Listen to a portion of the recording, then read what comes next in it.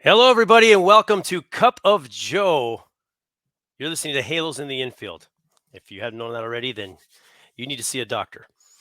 You're, I'm here with my good buddy Todd Fox. But before we get started, did you sneeze right now? Are you okay? I coughed. I'm sorry. Did you cough? Did you need Sudafed? Anything like that?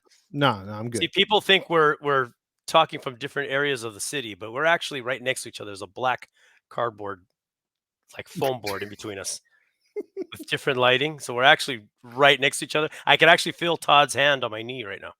Yeah, it's comfortable. What can I say? It's a comfortable knee. I've been told that before. You're listening to the Halos in the Infield podcast, brought to you in part by Noble Ale Works, just outside of Angel Stadium and the Honda Center.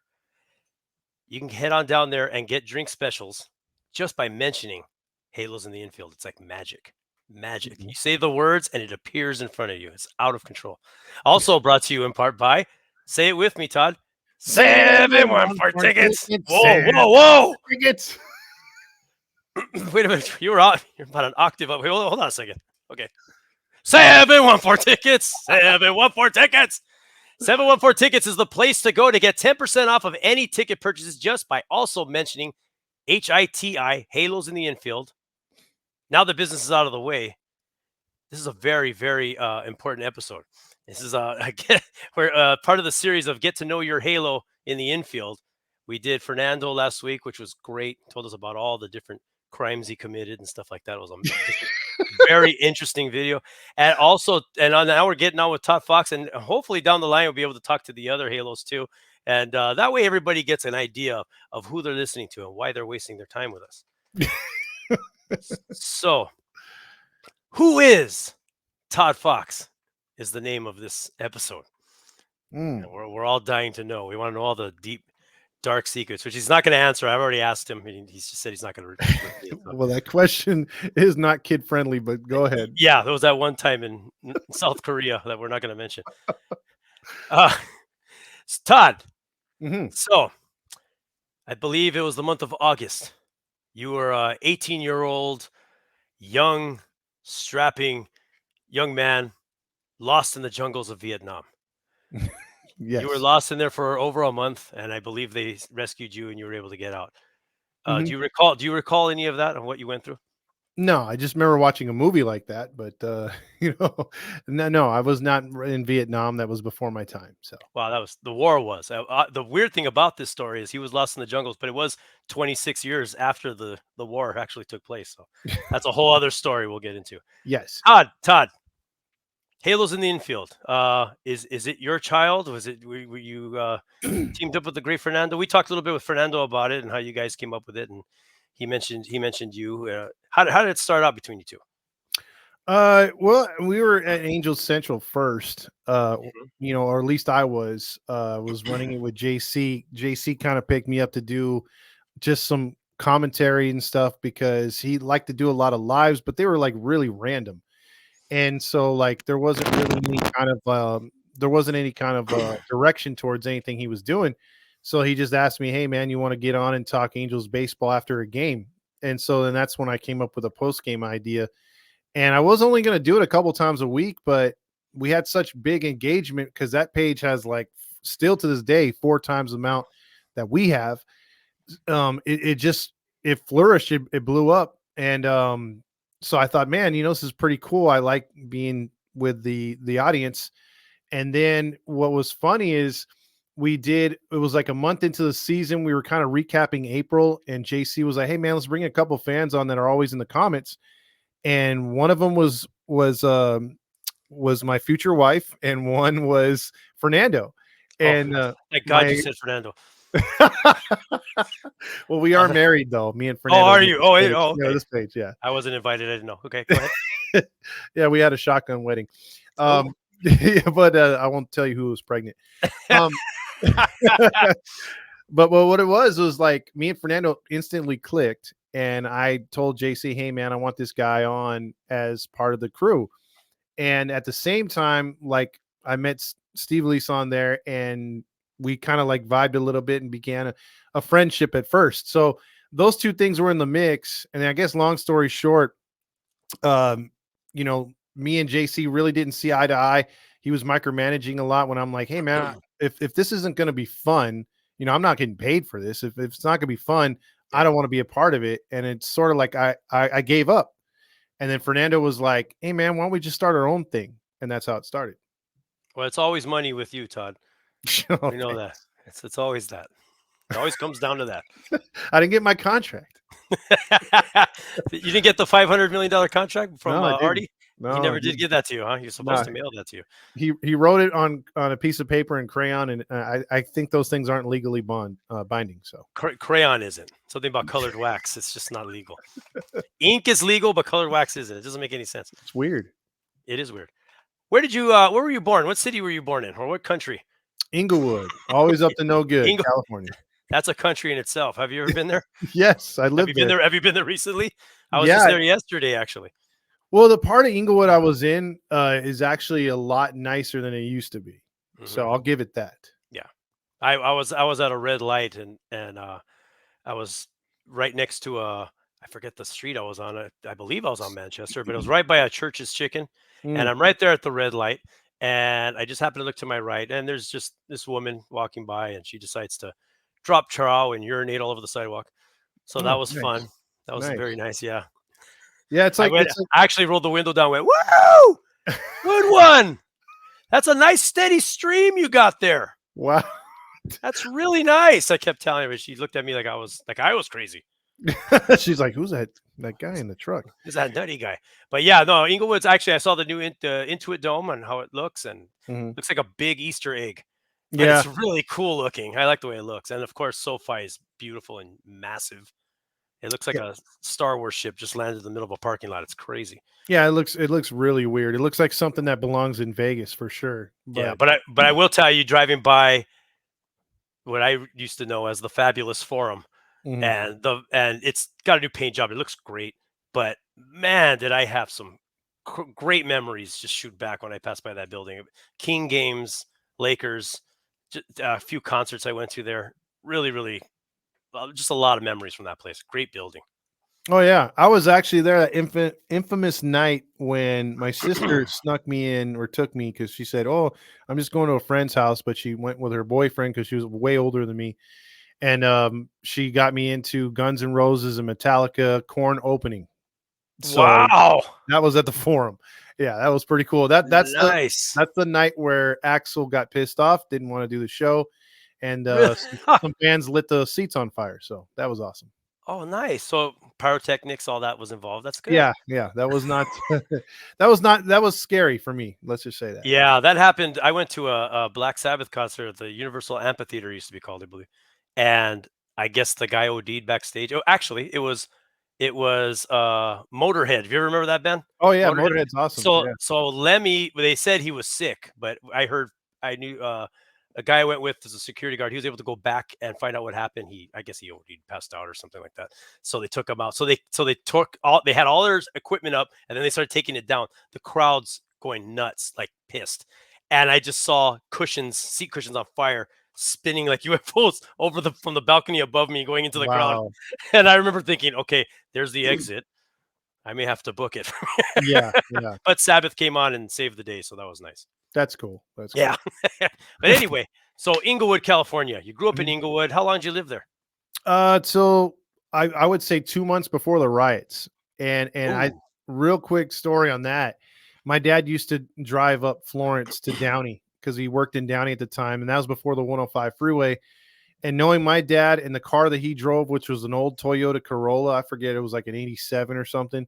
Oh, You that's a know good year. damn well my dad would have been like, "Hey, what's all these people in the street for? Let me pull over and find out." You know, like, my dad would have been Reginald Denny like 10 times over, and that sucks. Oh no. Yeah, yeah. He I don't think he would have made it. I think that was divine intervention that we knew Wow. nothing of the riots, obviously, like nobody else did either. Yeah. But we just happened, because my mom was just egging him on, like, hey, you know what? Like, Todd's gonna be going to junior high at some point. It's a rough neighborhood where we're at. He's the only white kid there, you know what I mean? And he's fending for himself. He's doing okay, but your job is like an hour away through traffic and everything. Shouldn't we go over there? And we found an apartment in Downey, and we moved 2 months before the riots. Wow, that's insane. I remember all that unfolding. That was a crazy, crazy time. Absolutely. Wow, man. Okay, so you moved down to Downey. You're over there. You're hanging out, having a good time. Mhm. How long were you guys down there?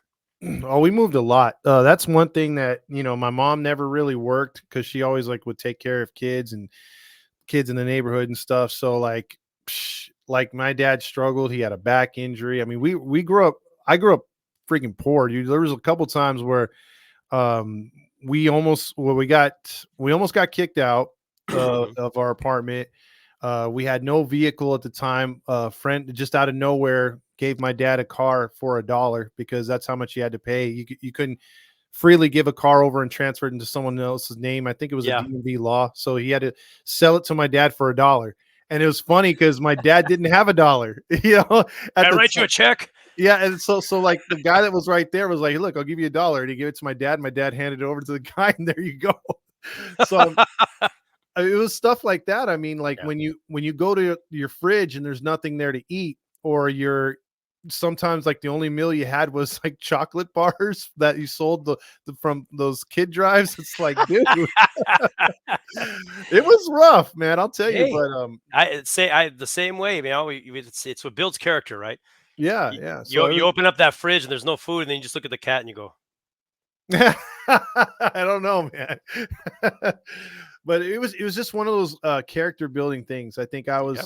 I never I never understood people that were born with a silver spoon in their mouth. I never understood how people could be greedy at times. I never understood how people can't like lend a hand. Like I was Mhm. always taught, like whenever someone was moving, whether it was a neighbor, whether it was a friend, a church member, just hand out, like go for it, like you got to help, you got to, no matter what. Yeah. And so I guess a lot of that I owe to my mom. She did the best that she could, and my dad did too. But like he was, often injured, had bad jobs, and going back and forth. So I mean, it was rough till I'd say about high school. Finally, when things calmed down. But yeah, it was rough.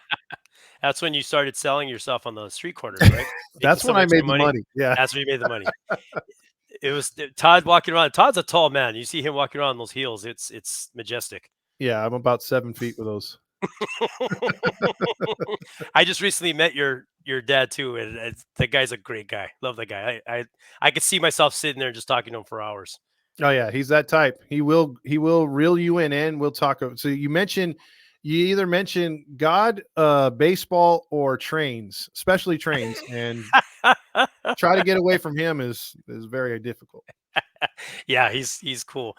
All right, so yeah, so you guys are moving around. Hey, rough rough early life. A lot of us have gone through it, building character. Mhm. That's the best way to go. We were born with sporks in our mouths. Yep. So then did you now you're a Seattle Seahawks fan. Mhm. Did you move upstate at any point in Yeah, time? I did. Or I did for about almost a year, but for the most part, I only got a chance to go up there when I want to say 14 or 15. I think it was 94 or 93. I was 13 because my mom's she had 7 brothers, and so four of them moved up to the Pacific Northwest. And I remember that was like the treat, like best summer ever, because he took me up there to see and another time to see the Sonics when they were up there. So I started rooting for the Sonics, and then because I wasn't really into basketball, but seeing him live in the Key Arena, and then he took me to the Kingdome to see the Seahawks. So those were my first 2 teams outside the Angels, because my dad he had raised me as an Angel fan. I was third generation Angel fan. His father was an Angel fan. He was an Angel fan, and so it just trickled down to me. So I was never going to be a Mariners fan, although I did like Ken Griffey until '95. yeah, it was hard not to like that guy. He was a Yeah. amazing ball player. Wow. Okay. So hey, so you said trickle down to you, Angels fan. What's the first?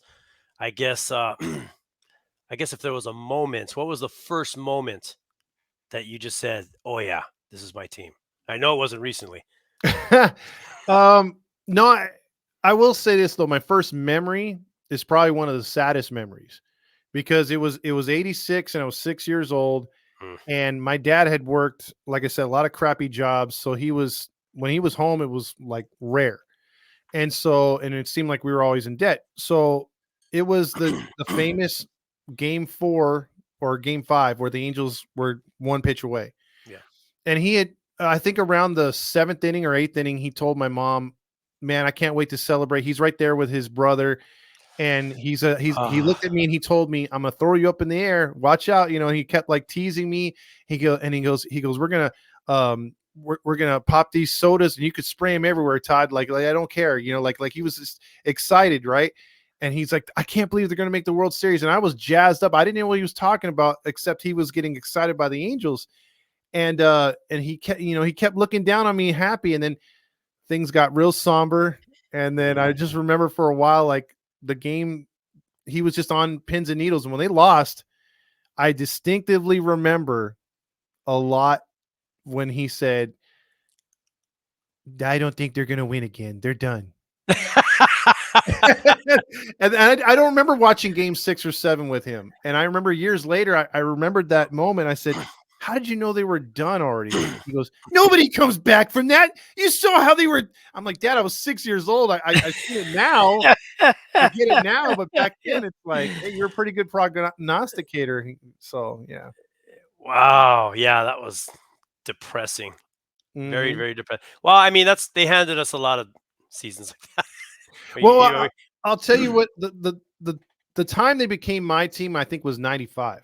Like 95, I watched every game. another Every depressing game. year. Yeah, yeah, Oh, the season was great. It was the ending that was bad. yeah. I mean, that was when I was like, I picked up Ken Griffey Jr. baseball, and I was like, I was playing that, and then I was just all into the Angels in 95. I thought, man, this is our year. We're gonna take it. And I still remember when they took on Cleveland, and that was like the series of all series, because it was Angels, Cleveland, 2 best records, and the Angels took 2 out of 3. And I was telling my dad, I'm like, this team's going to do it. We're going to be in the playoffs. I know it. Boy, was I wrong. And I could just hear your dad in the background going, "Told you." Yep. Yeah. See, What did Todd, I? this is why you don't talk. What do you see? I'll see you spraying that soda now. Man, yeah, I just remember my whole childhood just being teased constantly by Dodger fans, and also just we just never seemed to cut it. Like even the seasons where we looked like we were, there was some promise, and oh man, we got some great players, and Mm-hmm. and then just flat. And it was like that. Gosh, really up until 2002, because even in that season we had a great start, but I was expecting us to just fall flat again towards the end of the season. And Yeah. then all of a sudden it's like, whoa, wild card. What's that? What's a Yeah. wild card? And then it just that year was just craziness. But yeah, it's just always been like that. I've been an Angels fan my entire life. Mm-hmm. My father, my grandfather, I just was born into it. And so my furthest memories of being at Angel Stadium or Anaheim Stadium at the time. And I just remember growing up there. That's just like that was the place I went to. But we just never had anything to really talk about. You know, an Yeah. Angel game? Yeah. Well, who's playing? Who cares? Let's Yeah. just go. Let's get some hot dogs. I So we mean, just went. it was one of those things when they were California Angels, they had the CA. That was my favorite time right there.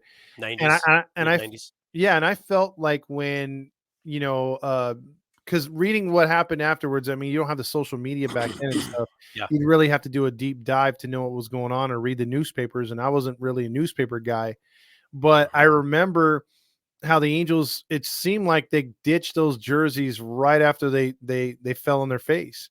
Like they wanted a new identity. And I think Disney owned I think at the time, like 30 or 40% of the team. Because they weren't going to get the rest of it, I think, till 97 or 98 when Autry passed. Yep. So they put their stamp on them when there's ugly pinstripes. And even though I Yeah. bought the jersey for nostalgia, like I got the home on the road now, I still don't like those jerseys or the logo, man. I I I hated I it. I bought it when it came out. I actually liked the cap. The cap didn't bother me that much. I liked the logo. I didn't care for the powder blue Mhm. button up on top, but the jersey, I bought it then. Um, but it just, I remember even thinking at the time too, like this is not their best look Nope. No. by far. Matter of fact, it's got to be their worst, and it still is their worst look. But yeah, you're right. I think they went one more season in '96, but that was the season when they started to tear down the football stands that were in the Mhm. outfield, and I remember all that back area was bare, and they had the scoreboard dropped down low so you could see it up in the outfield, and I remember I believe they had some on the programs and brochures they had like the California logo, but it looked like it was being broken like concrete, like if there was a Yeah. construction site or something like that. And I remember just wondering, well, what's going to happen? Are they going to pull the big A back? That would be awesome. No, that didn't happen. but No. I No, but no. I did get it, which is a cool, and I still have it. It's an orange hard helmet, construction helmet, and it has the Angels with the base with the crossbat logo Mhm. on in front, and it has my name in the back. Oh, wow. And I got that through someone I knew at work who somehow got invited for a tour through the construction site of Angel Stadium before it became Edison International. And he came up to me and he had a lisp. He's like, "Hey, I'm a Dodger fan. I want to go there." He goes, "You want this? You're the only Angel fan I know." And I was like, "Yeah, I'll take it." I thought it was a game or something he's giving me. And I'm like, "Oh, wow, this is a tour to the stadium." So I was like excited. So we got toured down. My wife went with me. We went down in where the dugout seats are at behind home plate. That was like amazing to me. I couldn't believe that was happening. And everything was all concreted out. The seats were gone. They were going to start putting in the new seats and stuff. And it was a really, really cool experience to be able to see all the different, the behind the scenes areas that you normally can't walk through. And I Oh, yeah. remember, yeah, I remember the first spring training game there too against the Dodgers. We lost that game, but I remember walking in and smelling the fresh paint walking in, and I just remember all that stuff. The big A was green. I thought that was strange. Yeah, that was they didn't do their color right. I think the Angels have No, never done that. They should have had bright red seats like the Reds or other teams, especially with the jersey the way they got it now. But I'll tell you though, one of my first memories in Edison, I don't think it was the first game. It was a few games into it, and I want to say it was for the Water Boy. Adam Sandler was promoting it, right? okay, And they gave away Adam Sandler threw out the first pitch. It was a sold out game, and they had given away white T-shirts of the Water Boy to everybody, right? That came through.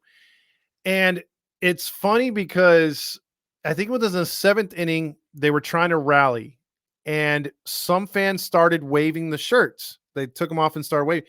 Then I think later in the inning, the entire crowd was doing it. And I remember like getting goosebumps and pinching my dad and telling him, like, is this real?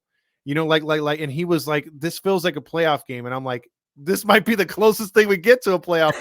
And it was great. I mean, the place was electric. And I thought, man, I would like to see this someday in person. I would like to see the Angels in postseason because up until then, I didn't know what a playoff game was like.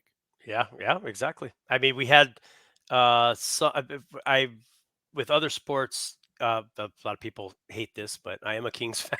So there was some playoff appearances when Wayne Gretzky was on the Kings and stuff like Mhm. that. And so I was able to experience that. Very, very exciting.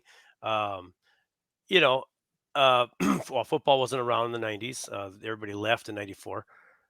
So yeah, we didn't have it unless you were a Dodgers fan. But the Dodgers fans didn't really. I mean, how many? I don't exactly know how many postseason appearances they made after Not '88. Not Not too many. many. No, not too many, and I Yeah, don't think they did because I know they were producing rookie of the years back to back to back, yeah, but they weren't really winning any games. They were yeah, sort of middle of the road too. yeah. So it just wasn't anything really going on in that way. But when '02 came along, I'll tell you what, the towels. Yeah, that sounds cool. But those thunder sticks Yeah. when they got going in that stadium, that was insane, insane. I mean, that was you talk about electric. That was craziness. Yeah, I think it all started with the branding because Yep. whoever's idea was to go opposite of the Dodgers and wear the Angels and bring back the halo and everything was brilliant. I mean that's it's an understatement because I think going from 2001 where you could kind of see like the team molding a little bit but still not there yet.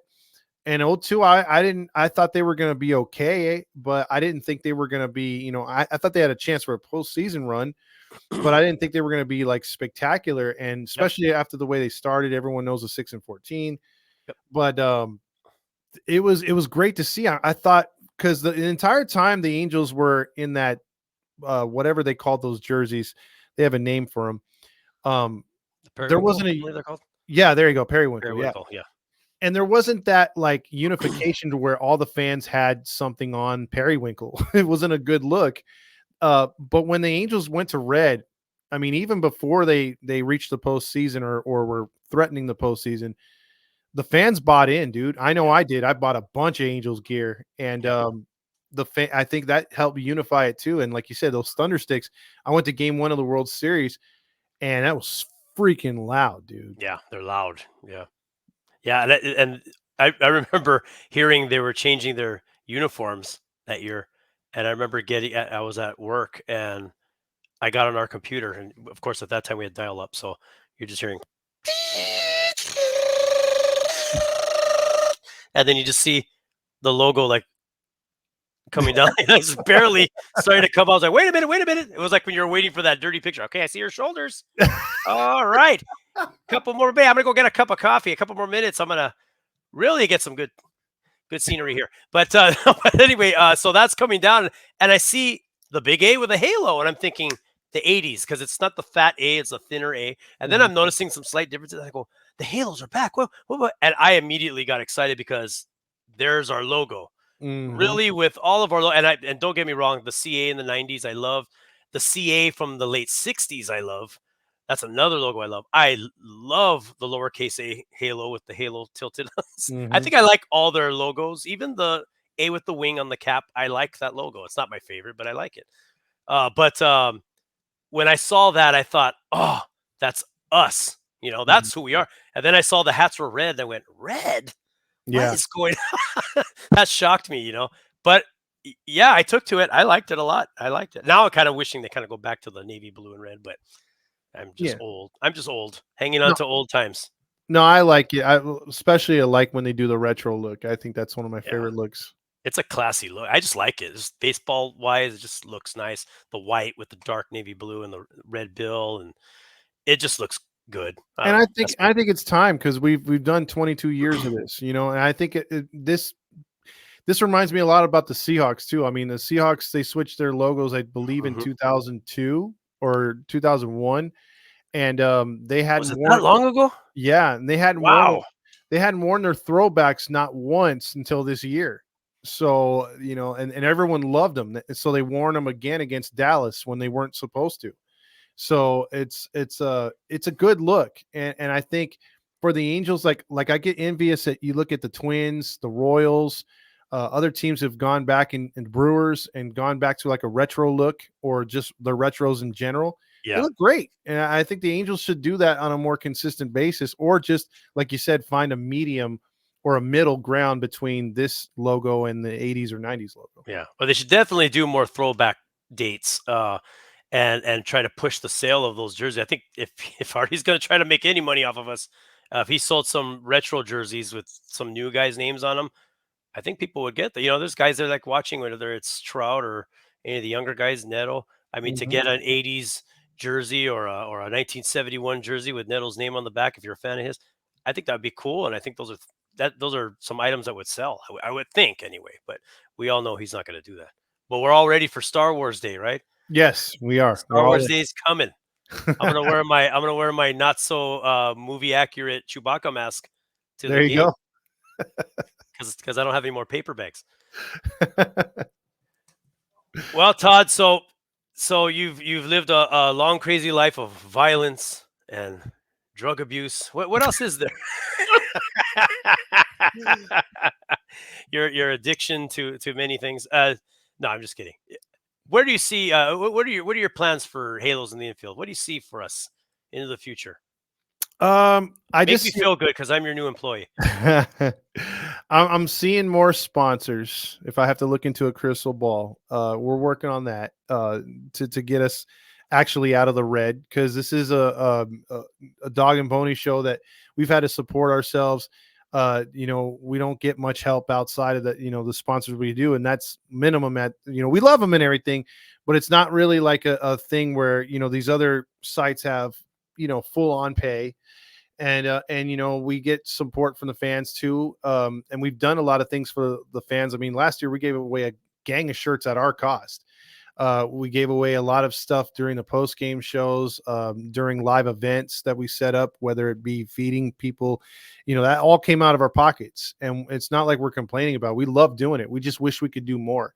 And I think that's going to be something, a goal for us this year, despite the team sucking. Hopefully not. But, win or lose, we are a fans podcast. We're a podcast that loves to interact and talk real baseball. I'm not going to blow smoke up your ass, and you're not going to do the same thing. We call it like it is, and there's nothing more that we want to do than to be supportive and to be positive. But I'm not going to sit there like someone on the radio, just say everything's fine every day, every night. It's good. Don't worry about it. Just keep consuming the product and paying the money. Right, you are, Todd. Yeah, I mean, I just feel we've got a lot to show this year. We got a lot more things. The presentations, the shows are going to be much crisper and clearer and more interactive, I think. Good. That sounds good. I'm excited for you. That's all of us, bro. That's all. And now I'm going to announce me leaving the organization. It was nice being here for a couple of months, but I got to move on. I'm sorry, Todd. I got a job with the Chivas soccer team. Oh, that makes sense. Yeah, it's a podcast. I know nothing about soccer, but they have really cool jerseys. Chivas has that. Is it a goat or what? I think it's a goat. Yeah, it's I'm Mexican. I should know this stuff. I don't know what I'm talking about. You should see me ordering tacos at the local restaurants. Embarrassing. Por favor. Yeah, por favor. Me gusta. And hold on a second. I'm on my cell phone. Google Translate. Gracias. No, I'm not that bad, but I am bad. Let me get some of those pastor tacos. Yeah. Can I have those pastor tacos? Those religious ones? Am I going to start preaching scripture here after I eat one of these? Anyway, Todd, thank you very much for coming on Cup of Joe. I would have offered you a cup of coffee, but you're miles away from me. It wouldn't make any sense. That's the thing. I think that's a brilliant idea. When you do these Cup of Joe things, whether it's interviewing us or just, doing your spiel on here about the Angels, you need an actual coffee mug that says Cup of Joe on it. And then I'm working on that. Believe me. Okay. I have a blank white mug and a Sharpie in the back right now, and I'm gonna put all my art skills to work. Oh, that sounds great. Yeah. Oh, yeah. Once it's done, I'll show you, but don't laugh. By the way, we've been recording the whole time. You don't have to worry about like the last show. Oh, I'm still pissed about that. Oh, boy. Yeah, that's funny. I don't know if you want to share that or not. So we just did a recording before this with Lee Hacksaw Hamilton and the legendary sports broadcaster. And the man's amazing too, by the way. I just love that guy to death. Sharp as a tack, man. Oh, yeah. Jeez, that guy. He just keeps getting smarter. He's like a wine. He keeps aging gracefully, and he's just getting smarter and smarter, better, whatever. Anyway, dumb me on this new program. You went creepy there for a second, Todd. Yeah, I did. You did. Yeah, I was getting a little couple. I was ready to press the off button right now. I'm gonna turn this off now. That's enough of that. Anyway, after he's aging like fine wine. Yes, he is. We did about a good 15 minutes or so of not recording, and he was hitting the topics like crazy, and it was great. And then I'm like, oh shit, we're not recording. Hit record midway through. Oh man. Oh God. Like I said, Todd, that's the stuff we're gonna be telling our grandchildren. Yeah, that's rough, man. That's rough. Yeah. And anyway, that's our Tuesday night or Wednesday night or whatever. No, Tuesday night. I'm forgetting where we're at. We're still in February, right? 2020. Yes. Mm-hmm. We're still in lockdown, right, for COVID? Yes, that's why we're doing all right. this. Just want to make sure. God, I can't forget wearing that mask. Yeah, remember, only 2 weeks to curb it. We'll be good. Yep, we'll be good. We want to thank each and every one of you for joining us again on Cup of Joe. Ladies and gentlemen, please stay tuned to your number one hub for all things Angels. That's Halos in the Infield. That's all I have.